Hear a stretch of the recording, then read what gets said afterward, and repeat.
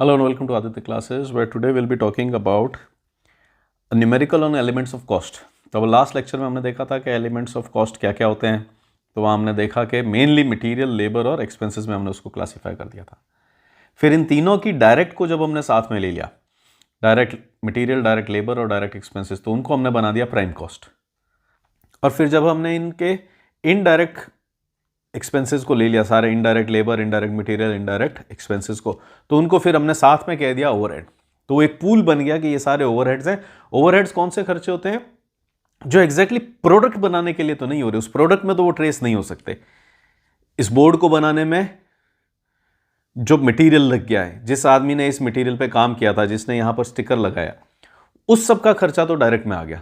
लेकिन जहां पर ये बोर्ड बन रहा था वहां एक लाइट भी जल रही होगी। अब लाइट जले या ना जले, ये बोर्ड तो सेम क्वालिटी का ही बनेगा उस मशीन के ऊपर। लेकिन अगर लाइट चलेगी तो जो जना वहां पर काम कर रहा है वो ज़्यादा अच्छे से काम कर सकेगा, या क्वालिटी अच्छी आएगी, वेस्टेज कम होगा। इन एब्सेंस ऑफ लाइट हो सकता है वो 2-3 प्रोडक्ट खराब निकाल दे, 2-3 स्टिकर्स गलत लगा दे, लेकिन लाइट चलेगी तो सही चलेगा, इसका मतलब वेस्टेज कम होगी। तो वो ऐसे खर्चे होते हैं जो कि एग्जैक्टली इसके लिए ज़रूरी नहीं है, बट अगर वो हो तो वो काम हमारा स्मूथली हो जाता है, क्वालिटी अच्छी रह जाती है। हाँ, ओवरहेड्स के अंदर एक बात हमेशा रहती है कि overheads can always be minimised, prime cost can not be minimised. Prime cost तो डायरेक्ट खर्चा है, एक आदमी को जो सैलरी देनी है वो तो देनी पड़ेगी। अब आप उसकी सैलरी कट करके मिनिमाइज कर रहे हैं, वो एक गलत बात है। जो कॉस्ट देनी है हमारे को डायरेक्ट मटेरियल की, वो तो देनी पड़ेगी। हाँ, अब अगर आप बल्क परचेसिंग कर रहे हैं तो वो एक अलग बात है, अदरवाइज जो कॉस्ट है वो तो कॉस्ट ही रहनी है और वो उतनी ही लगनी है। But overheads can always be minimised through proper management. तो वो ओवरहेड्स की हमने कैटेगरी बनाई थी। फिर उन ओवरहेड्स को हमने कहाँ कहाँ बना दिया था? फैक्ट्री के अंदर, ऑफिस के अंदर एंड सेलिंग एंड डिस्ट्रीब्यूशन में। तो we have direct material, direct labour, direct expenses, इन तीनों को जोड़ के आती है प्राइम कॉस्ट। फिर उस प्राइम कॉस्ट के अंदर जब हम फैक्ट्री ओवरहेड्स डाल देते हैं तो आ जाती है वर्क्स कॉस्ट। उस वर्क्स कॉस्ट के अंदर जब हम ऑफिस एक्सपेंसेस डाल देते हैं तो आ जाती है हमारे पास कॉप्स। उस कॉप्स के अंदर फिनिश्ड गुड का अगर एडजस्टमेंट कर देते हैं तो आ जाती है COGS, cost of good sold. और लास्ट के अंदर हमारे पास जब हम सेलिंग एंड डिस्ट्रीब्यूशन ओवरहेड्स डाल देते हैं तो आ जाती है टोटल कॉस्ट। उस टोटल कॉस्ट में अगर हम देखें तो सेल्स और टोटल कॉस्ट का जो गैप है वो क्या हो जाता है? प्रॉफिट। तो प्रॉफिट बैलेंसिंग फिगर भी हो सकता है। और अगर आपने डिसाइड किया है कि भाई मेरे को तो 50,000 का प्रॉफिट चाहिए ही चाहिए, तो आप अपनी कॉस्ट निकाल लीजिए। 87,000 की कॉस्ट आ रही है, 50,000 का मेरे को प्रॉफिट चाहिए, तो सेल्स कितने की करनी पड़ेगी? 137,000 की। इस तरह से वर्कआउट किया जा सकता है। आज हम ले रहे हैं बिल्कुल पहला, बिल्कुल बेसिक सा क्वेश्चन, जिसको हम यहां देखें। आपके लिए ये रहा question. I read it out from here, क्योंकि मेरे को तो यहां पर दिखता नहीं है, तो मैंने बाद में एडिटिंग में आपके लिए यहां पे डाला है। So the question says the following information relating to a manufacturing company is available, जिसके अंदर opening stock of raw material, closing stock of raw material, purchases of raw materials given है। तो ओपनिंग स्टॉक कितना है? 40। फिर purchases हो गई 115,000 की। तो इस बार टोटल सामान कितना था? इमेजिन करके देखो, गोडाउन में 40,000 का ओपनिंग स्टॉक पड़ा हुआ था, 115,000 का नया स्टॉक आ गया, तो टोटल स्टॉक कितना हो गया? 155,000 का। फाइन। लेकिन फिर जब पूरा काम होके गए तब भी यहां पे कितना बच गया था? 30,000 क्लोजिंग स्टॉक पड़ा था, इस गोडाउन में पड़ा हुआ था। तो 40 था, 115 खरीदा, 155 हो गया। 155 में से 30 अभी भी पड़ा हुआ है, इसका मतलब आपने कितना मटेरियल यूज किया? 125। सीधी सी बात है। 155 में से 30 तो अभी भी पड़ा है, इसका मतलब 125 आपने यूज कर लिया। तो जो हमारा मटेरियल आएगा, जो प्राइम कॉस्ट के अंदर जुड़ता है, वो 125 आ जाएगा। उसको अपन देखेंगे जब अभी करते हैं। तो idea is opening stock, closing stock of raw material, purchases of raw material, then there is labour engaged, कितनी लेबर एंगेज थी। फिर फैक्ट्री एक्सपेंसेस दिए हुए हैं, इनकर्ड एंड आउटस्टैंडिंग। वो इनकर्ड हो चाहे आउटस्टैंडिंग हो, खर्चा तो खर्चा है, भले बाद में आएगा, लेकिन हमारे को तो इसी यूनिट में चार्ज करना पड़ेगा ना। आज मैंने 10 यूनिट बनाई है, उसमें से मेरे का अभी ऐसा है कि 20 रुपए का मेरे को पेमेंट करना है, जो मैं अगले साल करूंगा।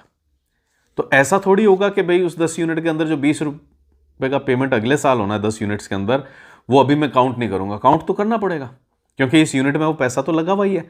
तो इस यूनिट को बेचते time that 20 will be counted. तो वो इनकर्ड हो चाहे आउटस्टैंडिंग हो, खर्चा तो यहां पर जुड़ेगा ही जुड़ेगा। फैक्ट्री एक्सपेंसेस आ गए हमारे पास 25,000, office and admin expenses 12,500, selling and distribution expenses 7,500। You are required to ascertain value of raw material used, prime cost, factory cost, cost of production and total cost. तो ये जो बेसिक वाली थी हमारी, एकदम बेसिक कॉस्ट शीट थी जो हमने प्रीवियस लेक्चर में देखी, वैसा कुछ लग रहा है हमारे को। तो हम यहाँ पे ऐसा करते हैं कि सबसे पहले तो उस बेसिक कॉस्ट शीट का फॉर्मेट डाल देते हैं और उसके बाद will move on to our calculations. तो वो बेसिक फॉर्मेट क्या था हमारे लिए,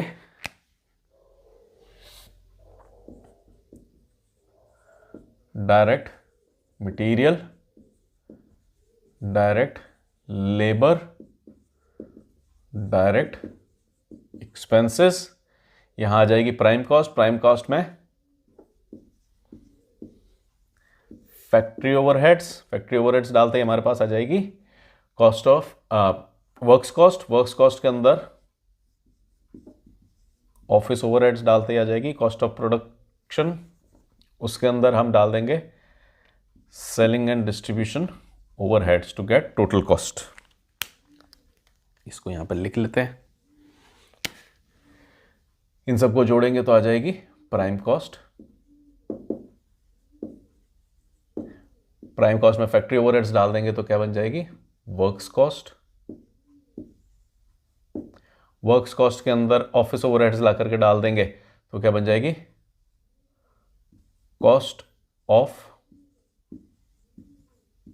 प्रोडक्शन, और उसके अंदर सेलिंग एंड डिस्ट्रीब्यूशन लाके डाल देंगे तो हो जाएगी टोटल कॉस्ट। ऐसा कुछ हमने लास्ट टाइम देखा था, क्या था ये,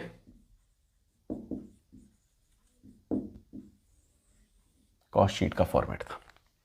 अब इस बार के क्वेश्चन को अगर हम लें तो ये जो क्वेश्चंस कॉस्ट शीट के हम करेंगे या कॉस्ट अकाउंटिंग के कोई भी क्वेश्चंस करेंगे तो उसमें एक अच्छी आदत रहेगी कि आपके पास जब वो क्वेश्चन आ जाता है तो आप उस क्वेश्चन के अंदर इनमें से जो जिस हेडिंग में वो कॉस्ट जाएगी उसको लिखते जाइए। उससे ये होगा कि जब हम उसको एंटर कर रहे होंगे तो मेरे को पता होगा।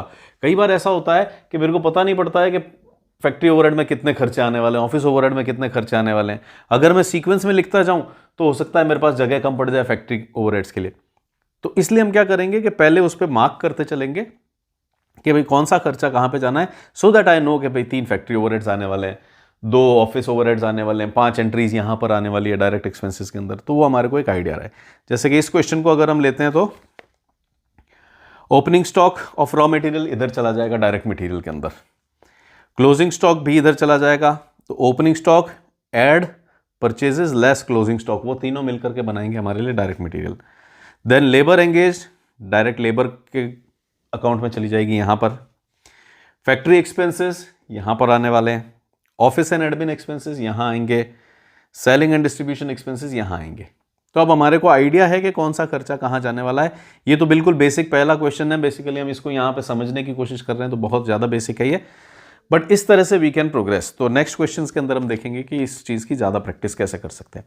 फॉर नाउ अगर मैं यहाँ पे एक फॉर्मेट बनाता हूँ कॉस्ट शीट का तो किस तरह का हो जाएगा,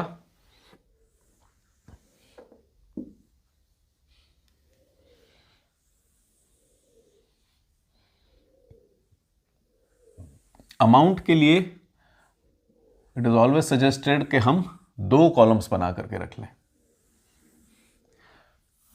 तो जो लोकल एडिशन सब्ट्रैक्शंस होते हैं वो फर्स्ट कॉलम के अंदर चले जाएंगे और फाइनल उसका जो अमाउंट निकल के आता है वो आगे जा सकता है।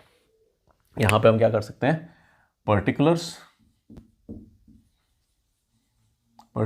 डिटेल्स, एक्सपेंसेस, जो भी लिखना चाहें हम यहां लिख सकते हैं। यहां हो जाएगा अमाउंट एंड अमाउंट, और ये क्या बन जाएगी हमारी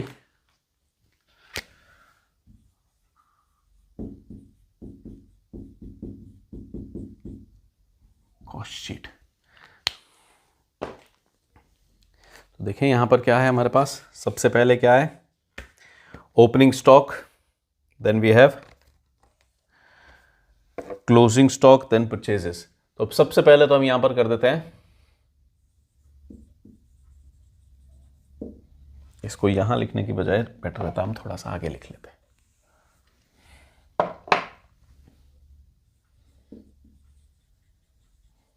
opening stock of raw material, फिर यहां पे आ जाएगा ऐड परचेजेस, फिर आ जाएगा less closing stock of raw material, purchases of raw material. तो ये तीनों चीजें अगर हम यहां पे डालते हैं तो कितना आ जाएगा, ओपनिंग स्टॉक था 40,000 का। देन वी हैव परचेजेज, आप यहां से देख सकते हैं 115,000 की, और फिर हमारे पास है क्लोजिंग स्टॉक जो कि लेस होने वाला है, वो कितने का है 30,000 का।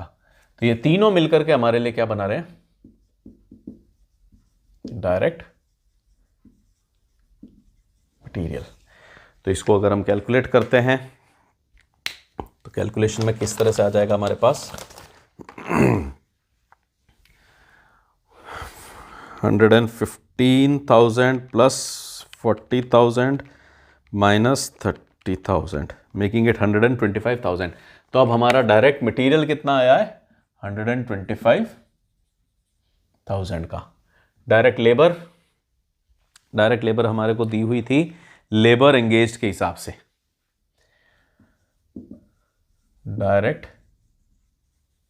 लेबर कितना था खर्चा 1,00,000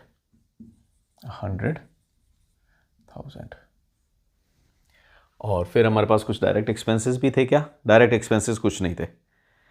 तो बस हमारे पास यहां से मटेरियल गिवन था, लेबर गिवन थी, मटेरियल के अंदर कुछ डिटेल्स भी गिवन थी, लेबर आ गए, मटेरियल आ गया हमारे पास, लेबर आ गई, एक्सपेंसेस कुछ है नहीं। तो इसका मतलब अब हम यहां क्या कर सकते हैं, इनको ऐड कर सकते हैं। कितना हो जाएगा 225,000, और ये क्या बन गया है हमारे लिए prime cost.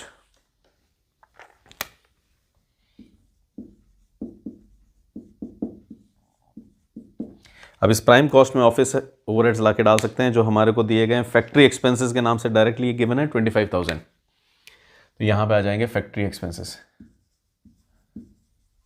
Factory expenses to give me, factory expenses से क्या मिल जाएगी मेरे को, वर्क्स कॉस्ट मिल जाएगी। सारा एक साथ यहां पहले मैं लिख देता हूं, I will get my works cost.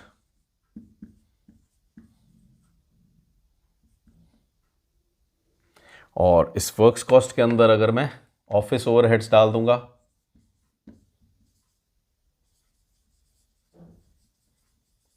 तो मिल जाएगी cost of production, COP, cost of production. और इसके अंदर अगर हम सेलिंग एंड डिस्ट्रीब्यूशन दिए हैं क्या, हमारे को सेलिंग भी दिए हुए हैं,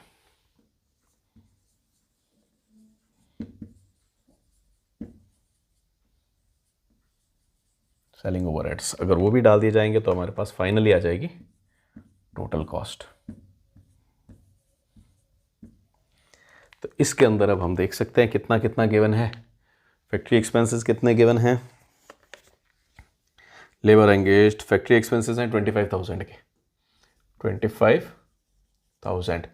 तो यहां से फैक्ट्री एक्सपेंसेस जब ऐड कर देंगे तो हमारे को वर्क्स कॉस्ट कितनी मिल गई 250,000।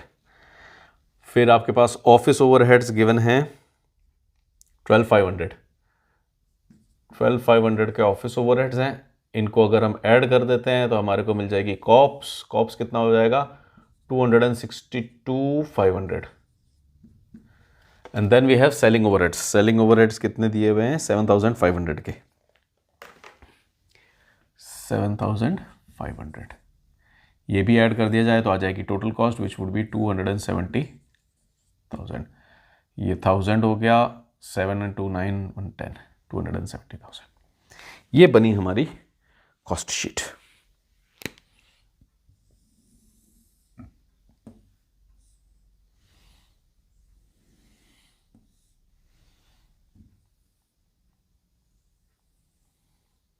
This is our cost sheet.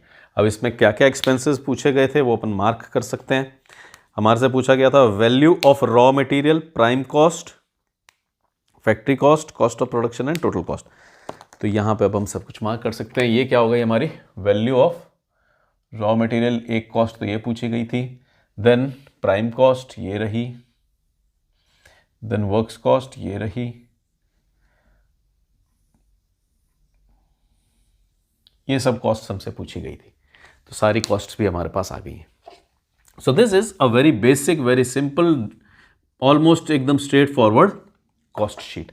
लेकिन हमारे को कुछ आइडिया लग गया है कि किस तरह से ये खर्चे दिए हुए होते हैं, तो यहाँ पे कहाँ पर उनको कैसे एडजस्ट करना है और हमारी कॉस्ट शीट किस तरह की दिखेगी। So this was our very first question on cost sheet. Next time जब हम मिलते हैं तो इससे थोड़ा सा एडवांस, थोड़ा सा बड़ा क्वेश्चन लेते हैं। Until we meet next time, do take care. Thanks for watching. Bye bye.